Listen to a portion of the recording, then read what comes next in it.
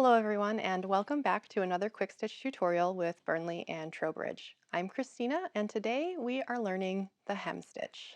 The hem stitch is frequently used to finish raw edges on clothing, and while we might associate hems today with the bottom edges of a garment, this stitch is often applied to a variety of other locations as well. You might use this stitch on the hems of gowns or the hems and necklines of shirts and shifts, and while in many cases a hem stitch is used to finish a single layer of fabric, in some instances, like setting a bodice lining to the bodice outer, the hem stitch can be used to hem a lining to the outer to finish both layers at the same time.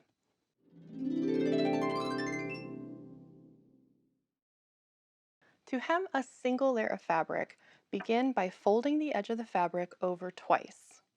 Hems in the 18th century tend to be fairly conservative, so try to keep your folds as small as you can manage.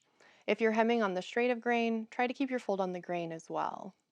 Once you have anchored off your thread, travel forward with your needle parallel to the fold and slightly behind the edge of the fold. Then take a small bite, picking up one or two threads of the fabric behind the fold. To finish the stitch, continue to push your needle through the edge of the fold, taking an equally small bite out of the fold itself. For most applications, your stitches won't need to be super small, but always remember to monitor your tension to be sure that the hem holds but doesn't pucker.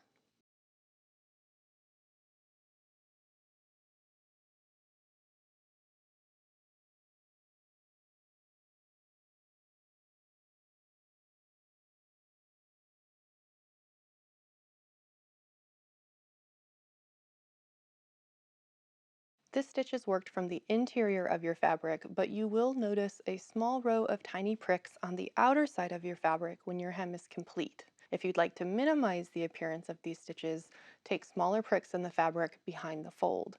And as always, remember that the more you practice, the better you will get. Now let's try it left-handed.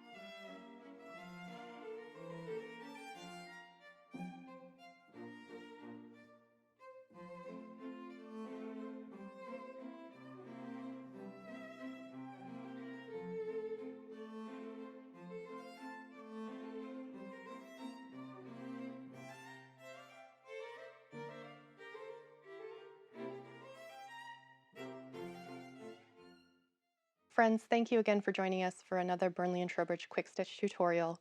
And if you'd like to stay current on all of our future videos, patterns, and projects, follow us on Facebook or Instagram, and stay tuned to our YouTube channel for upcoming tutorials. Happy sewing!